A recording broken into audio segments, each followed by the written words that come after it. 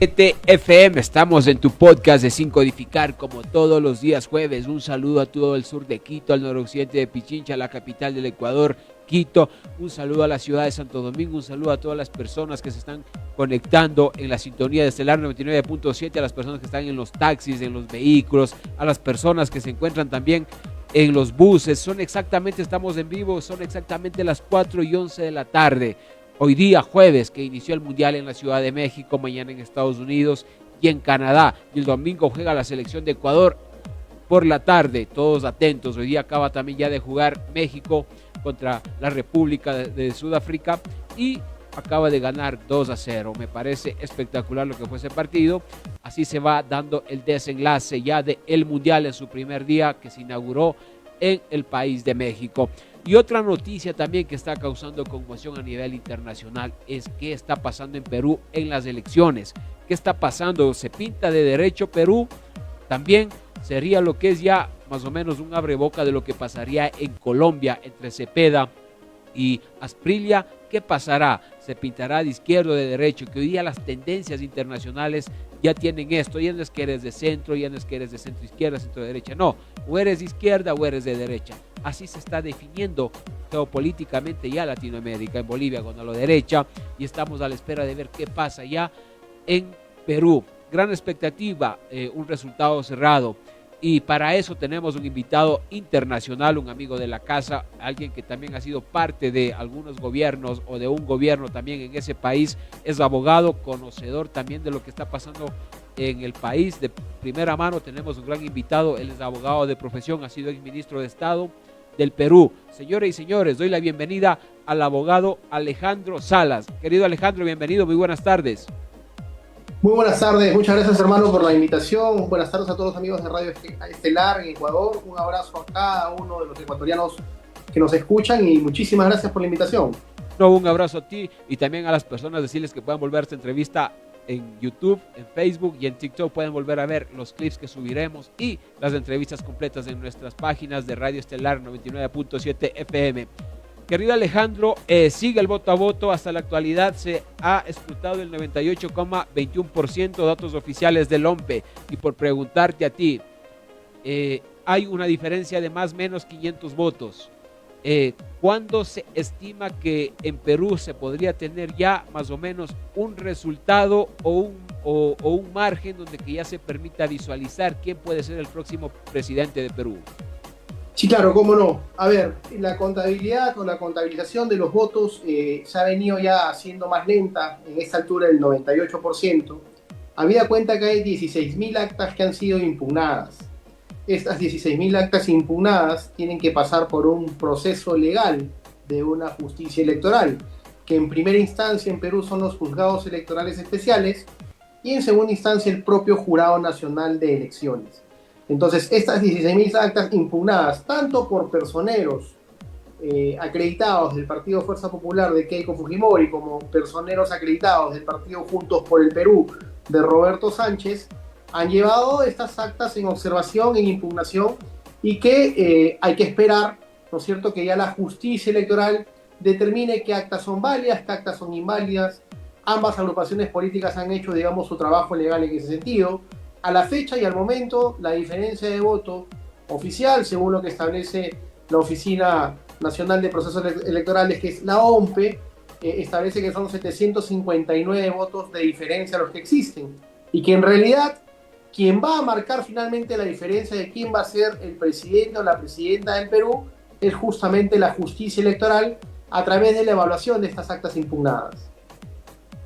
Querido Alejandro, también yo quiero preguntarte, también en una entrevista alguien del equipo de Keiko Fujimori habló sobre el respecto que tú hablas sobre el jurado, que es del JEE, sobre ellos que pronto tendrían que resolver estas actas impugnadas. Y yo en esa misma línea yo quería preguntarte algo. El año 2021, cuando fue la segunda vuelta entre Keiko Fujimori y Pedro Castillo, hubo dos escenarios súper interesantes. El primero fue que Keiko Fujimori con una exit poll, ella se declaró ganadora ya de la presidencia en segunda vuelta, pero los resultados llegaron y obviamente quien terminó celebrando esa misma noche fue Pedro Castillo. Tú que estás en Perú, es que existe una polarización como tal o existe un margen cerrado para que ya lleguemos al día jueves y ni siquiera el OMPE pueda emitir un resultado claro. Ha dicho que tomarán varios días más. ¿Por qué ha sucedido esto? ¿Es que hay un estrecho margen o una polarización o crees que han sido otros factores externos al mismo proceso electoral? El país está dividido y eso está absolutamente claro. El país, te lo digo absolutamente, en su mayoría no quiere a Keiko Fujimori como presidenta. Si Keiko Fujimori lograse la presidencia, la va a lograr, digamos así, con por lo menos un 88% del país que no votó por ella en primera vuelta. Y eso, por supuesto, es absolutamente preocupante respecto de la legitimidad que pueda tener al momento de ejercer su mandato. Quien te habla, pasada la primera vuelta, fue invitado por Roberto Sánchez como parte de su equipo técnico. Lo invité al debate. Hemos dialogado y conversado mucho con Roberto, quien compartió conmigo. Hemos sido ministros juntos en el gobierno de Pedro Castillo. Y evaluando ambos esta situación, lo que está, digamos, demorando en sí es justamente esta brecha muy corta que existe. Para nosotros, en realidad, quien debería ser el verdadero ganador es el ganador que salió en el conteo rápido. El conteo rápido en el Perú nunca ha fallado. Siempre cuando el conteo rápido se ha emitido, siempre esa personalidad política que el conteo rápido la puso como ganadora fue finalmente el presidente de la República. Siempre fue así. Menos cuando, en el año 2000, cuando hubo un fraude electoral, cuando primero anuncian como ganador de las elecciones a Alejandro Toledo y en segundo lugar a Alberto Fujimori, y después rápidamente en hora de la tarde las encuestadoras salieron a mover sus cifras, inclusive del conteo rápido. Desde ese año, del 2000, a la fecha nunca ha habido una situación en la cual el conteo rápido y las encuestadoras hayan tenido que salir a corregirse respecto a su conteo rápido. Así que hay situaciones que definitivamente llaman la atención, hay situaciones en las cuales hay que estar finalmente siempre atentos y alerta. Yo creo que el voto hay que saber respetarlo de uno y del otro lado, pero eso no significa que no se articulen los mecanismos legales para poder defender la voluntad del ciudadano, ¿no? En ese mismo contexto, querido Alejandro, sobre las elecciones de Perú entre Keiko Fujimori y Roberto Sánchez, el equipo de Keiko Fujimori dice que tiene más o menos 90,000 personeros cuidando ya el tema de lo que es el escrutinio público y las actas. Según algunos voceros de Keiko Fujimori, en entrevistas han manifestado que han recuperado cerca de 80,000 actas. Por preguntarte también a ustedes, por parte del equipo de Roberto Sánchez y tú también que has estado parte del equipo técnico, ¿cómo están ustedes también cuidando las actas en esta recta decisiva donde que se está definiendo prácticamente voto a voto o sectores por sectores de pobladores también del Perú? Como no, ese es un proceso electoral que ha marcado la mayor presencia de personeros en la historia democrática del país. Efectivamente, Fuerza Popular ha acreditado algo de 90,000 personeros, Juntos por el Perú habrá acreditado entre 75,000 a 80,000 personeros, y obviamente también contamos con todas las actas, y en todas las actas, en el Perú, gana Roberto Sánchez. Los votos del extranjero han marcado una serie de dudas, porque nunca un presidente se ha hecho presidente por los votos del extranjero.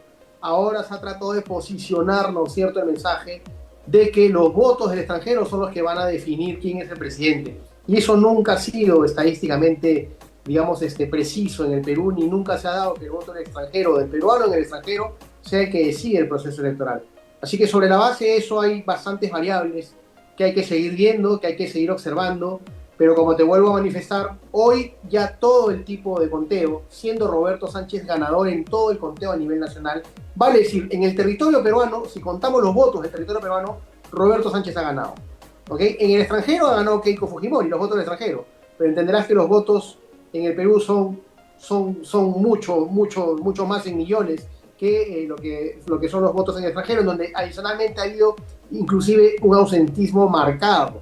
Entonces viene ya el campo legal, el campo que está previsto en ley, que está previsto en la norma, de las impugnaciones y de la forma de resolverlas, y creo yo que una vez que estas sean resueltas, la OMPE podrá continuar con ese 1.8% de conteo que falta, ¿no es cierto?, que estamos hablando más o menos de alrededor de 190,000 votos aproximadamente, y una vez que esa información sea vaciada y la data, el Jurado Nacional de Elecciones ha dicho que proclamará a quién va a ser el próximo presidente del Perú en quincena de julio. Así lo ha dicho el presidente del Jurado Nacional de Elecciones.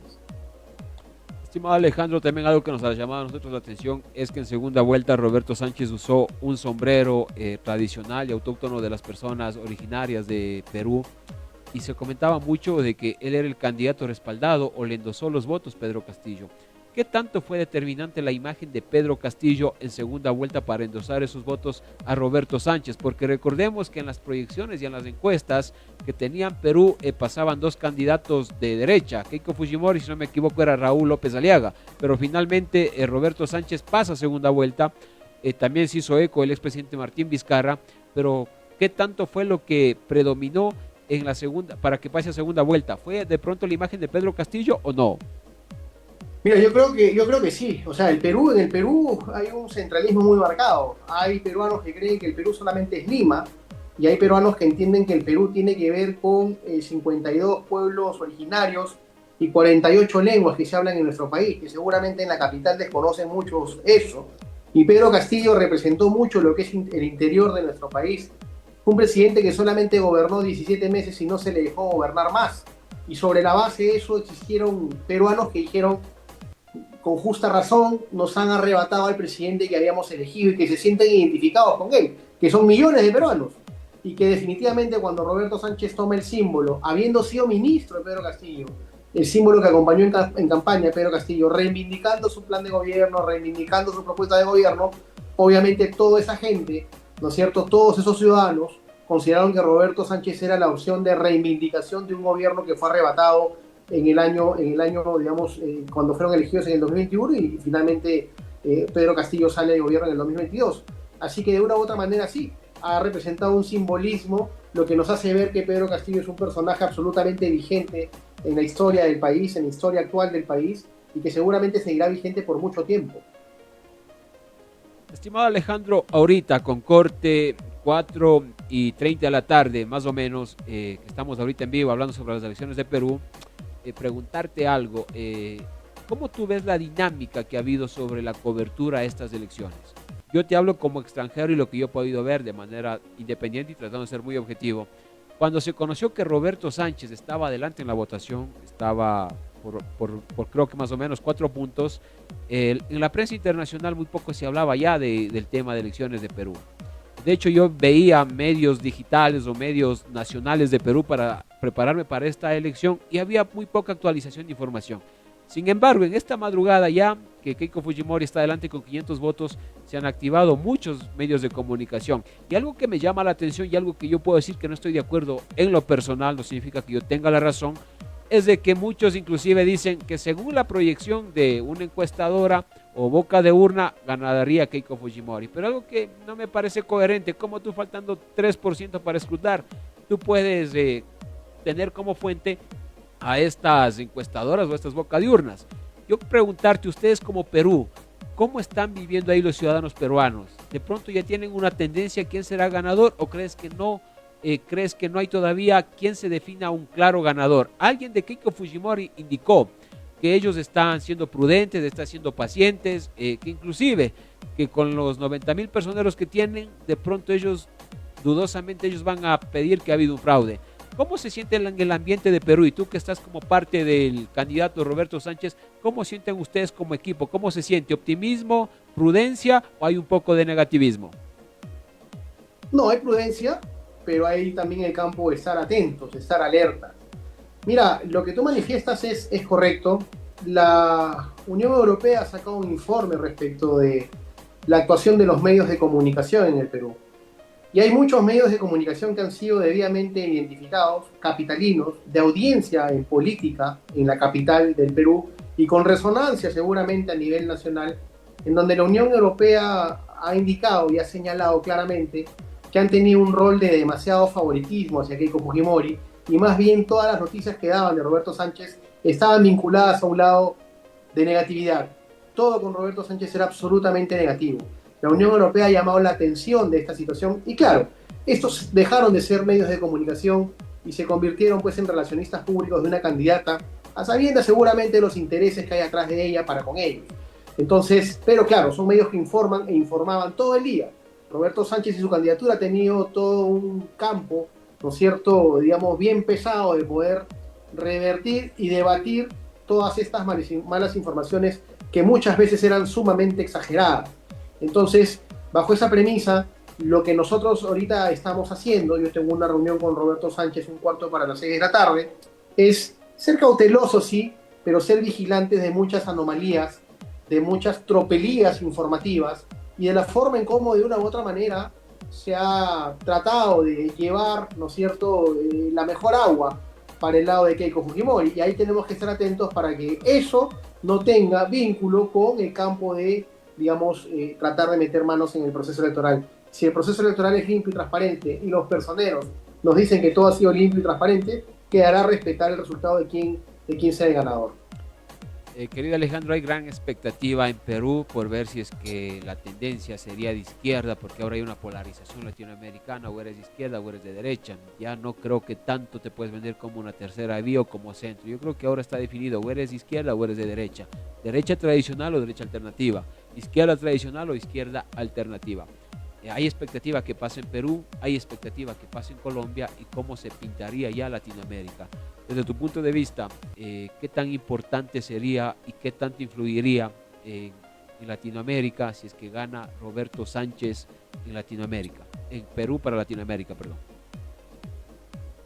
Bueno, yo creo que Roberto Sánchez tiene una propuesta sumamente integradora con Latinoamérica. Yo creo que Latinoamérica desde hace bastante tiempo viene siendo dividida justamente por estos campos de izquierdas y de derechas, que finalmente ese tipo de enfrentamientos que los tratan de resumir en el foro de Sao Paulo, en el foro de Madrid, ¿no es cierto? De una u otra manera lo que hacen es dividir a las naciones, dividirlos y ponernos más límites de los que ya tenemos geográficamente, ¿no es cierto? Yo creo que necesitamos integración. Roberto Sánchez, independientemente de las ideas o las propuestas que tengan en otros países, ya sea de derecha o izquierda, lo que él tiene en su plan de gobierno es que el Perú no va a desarrollarse si es un país que está cerrado a las puertas o cierra sus puertas al mundo. Tiene que ser un país integrador, tiene que ser un país que se abra hacia el mundo, y creo que esa es la propuesta que se tiene. La derecha en este caso, en el Perú, es una derecha recalcitrante, creo que muy mal representada. López Aliaga, el candidato que se decía favorito de la derecha, terminó perdiendo, denunciando supuestamente un fraude y que su principal contendora y enemiga había sido Keiko Fujimori, otra candidata de derecha, lo cual te hace ver el ánimo de ambición y no de unión de ese pensamiento de derecha, ¿no es cierto? Otros candidatos de derecha como Carlos Álvarez, un cómico sin estudios, que lo único que salía era hablar, ¿no es cierto? Y de una u otra manera sirvió al gobierno Fujimori, también terminó dándole el apoyo a Keiko Fujimori, y otros candidatos más de derecha, digamos, minúsculos, que de una u otra manera siempre su posición ha sido la de dividir, la de partir con odio y la de, por supuesto, discriminar, ¿no? Entonces, por el lado de Roberto Sánchez no ha existido esa propuesta. La propuesta que siempre ha existido es una propuesta integradora, y creo yo que si Roberto Sánchez logra en el conteo final hacerse la presidencia del Perú, va a ser un presidente absolutamente integrador, ¿no? Alejandro, también yo quería preguntarte algo y ya viene un tema más, ya un tema de gestión. Yo no sé si me estoy adelantando, pero es algo que yo tengo la obligación de hacerle por lo que la característica de varios presidentes que han tenido en el último periodo presidencial. Pero ¿cómo se blindarán a ustedes para que no le pase igual que a Pedro Castillo, para que lo vaquen, posiblemente hasta para que no lo metan preso, considerando que Keiko Fujimori obviamente va a tener nuevamente, creo que la mayoría en el Congreso, tanto en el Senado y tanto también en la Cámara? ¿Cómo harán en este caso? Si Roberto Sánchez, ¿tú qué sugerencia le darías, a pesar de que, bueno, él es el presidente cuando llegue? Pero yo sí tengo que preguntarte esto por las características que te acabé de hablar. Pero ¿cómo asegurar de que no le pase lo mismo que a Pedro Castillo? Sí, es muy importante tu pregunta, porque ya la receta la dejó Pedro Castillo. Pedro Castillo tuvo la mala suerte de en su gobierno existieron algunos personajes de mandos medios que, aprovechando su confianza, ingresaron al campo de la corrupción. Mandos medios corruptos que se declararon corruptos y que hoy están libres. Gozan de la libertad por el hecho de haber sido corruptos y haber dicho que quien los ordenó ser corruptos fue el presidente Castillo, ¿no? Cuando no lo conocían siquiera el presidente Castillo.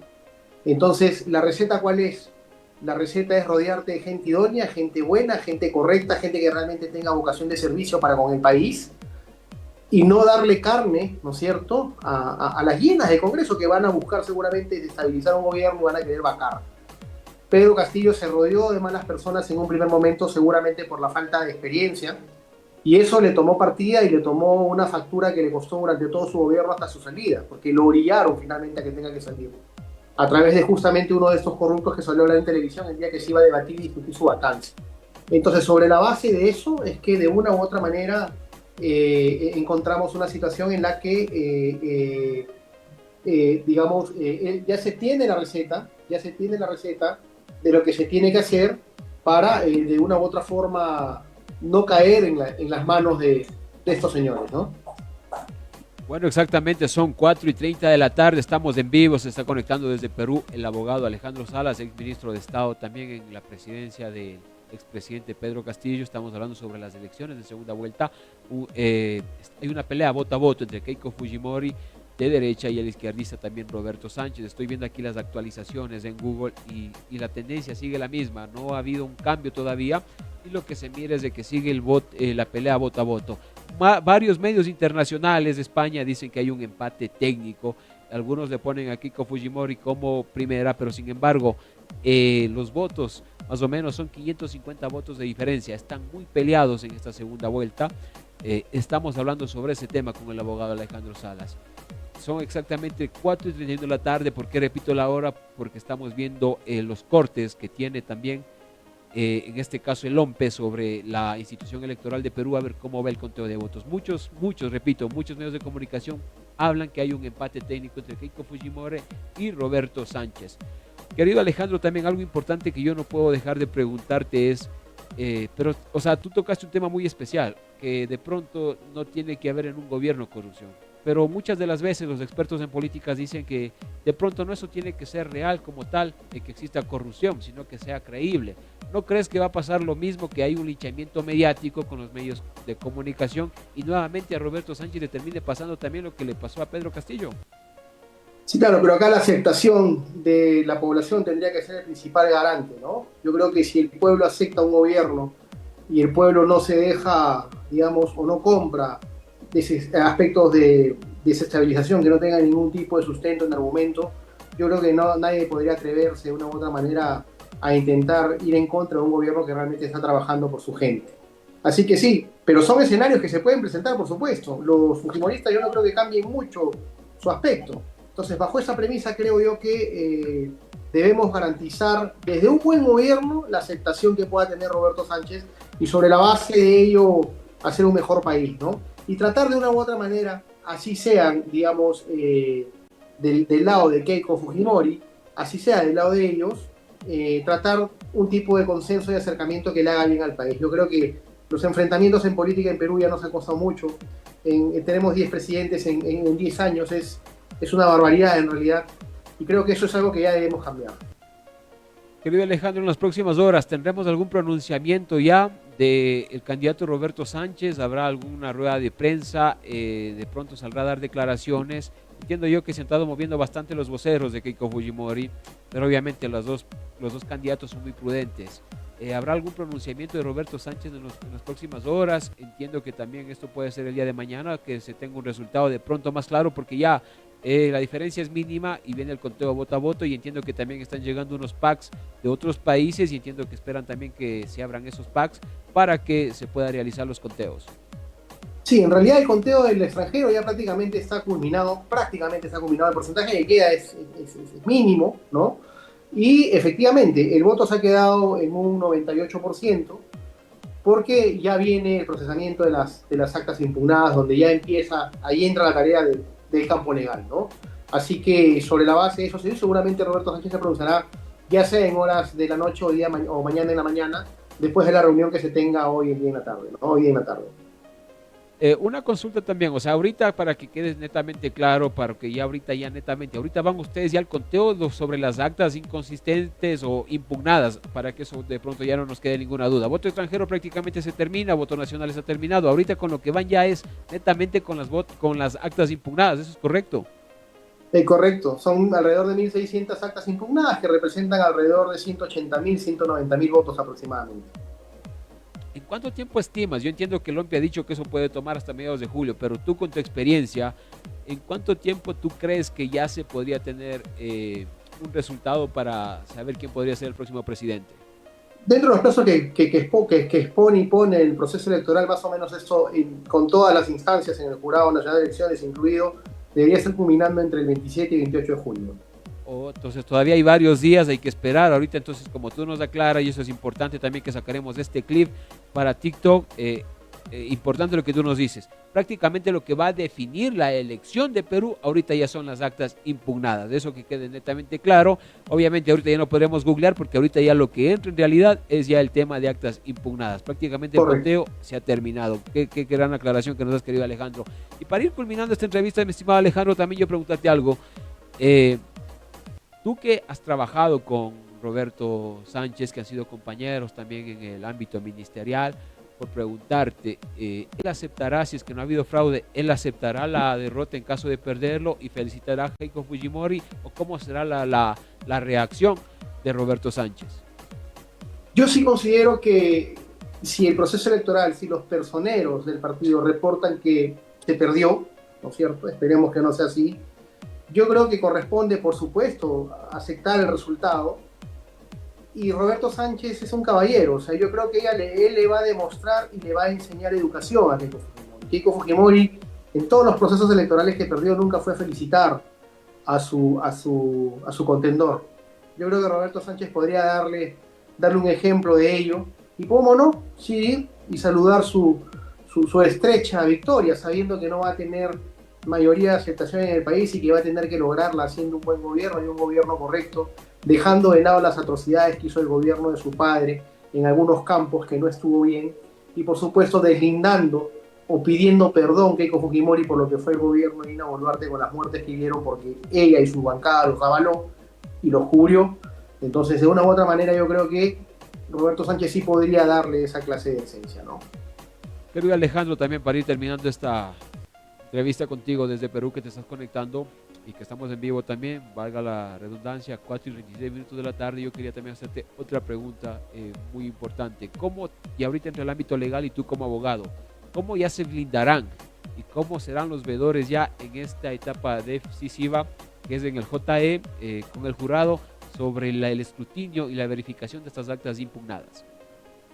Sí, ya eso entra en un campo netamente legal, en donde la parte legal de ambos partidos políticos son quienes van a esgrimir sus argumentos respecto de las actas que han impugnado, y serán los juzgados electorales especiales, que están presididos por jueces de la Corte Superior de Justicia en el Perú, quienes determinarán. Y si no le gusta a alguno de los personeros o de del campo legal de cada uno de los partidos el resultado que han dado, interpondrá un recurso de apelación, y la apelación será vista ya por una instancia superior, que es el Pleno del Jurado Nacional de Elecciones. Entonces es por eso que este es el camino legal que hay que seguir entre las audiencias para resolver los casos y las apelaciones que puedan venir, más allá de las nulidades que se puedan presentar cuando se advierten algún tipo de irregularidades. Todo eso ya entra en un campo legal. Alejandro, también ya una de mis últimas interrogantes es, ¿cómo tú crees que cambiará el mapa electoral en un posible triunfo de Roberto Sánchez? ¿Cómo cambiaría el mapa electoral de Latinoamérica con las tendencias de izquierda y a la espera también de los resultados de Colombia? ¿Cómo crees que variará ya la tendencia en Latinoamérica? Sí, bueno, sería una variable importante en donde a los gobiernos de izquierda les corresponde demostrar a la derecha que sí son gobiernos que pueden hacerle bien a cada uno de sus países, y eso de que el crecimiento económico se paralice en un país cuando entra un gobierno de izquierda es falso, ¿no es cierto? Y yo creo que ese mapa geopolítico, digamos, de la región sí marcaría un escenario importante para la izquierda, que, como te digo, o sea, no les da carta libre para decir, porque la región nos eligió a nosotros, vamos a gobernar como queremos, sino por el contrario, les marca una obligación de ser buenos gobiernos para que de una u otra manera exista y empiece a existir un acercamiento más con no solamente los ciudadanos de cada uno de sus países, sino también con otro tipo de pensamientos que de una u otra manera los rechazan, ¿no?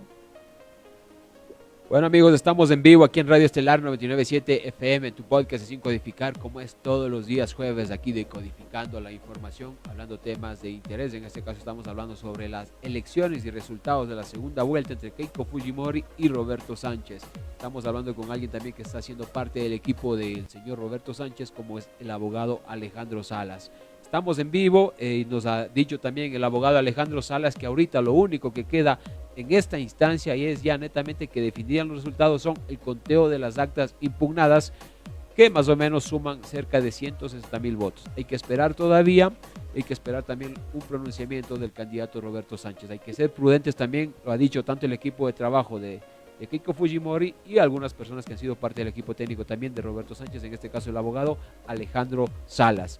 Querido Alejandro, quería agradecerte por tu tiempo, estamos en vivo exactamente, gracias por conectarte desde Perú. ¿Cuál es tu mensaje final? Bienvenido.